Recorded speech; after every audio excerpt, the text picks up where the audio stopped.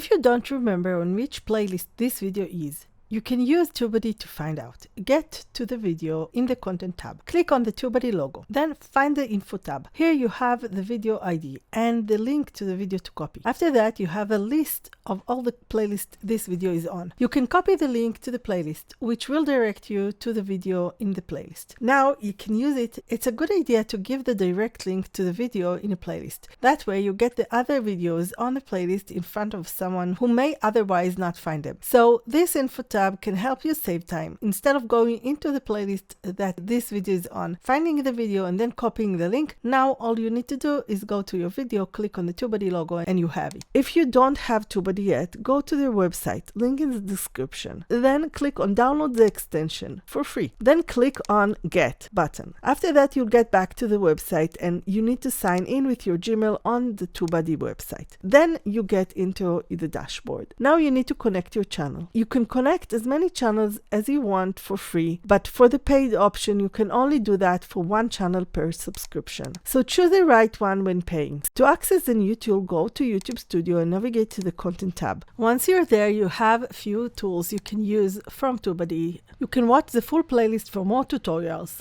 You can watch this video next. Subscribe to my channel and like this video. Thank you.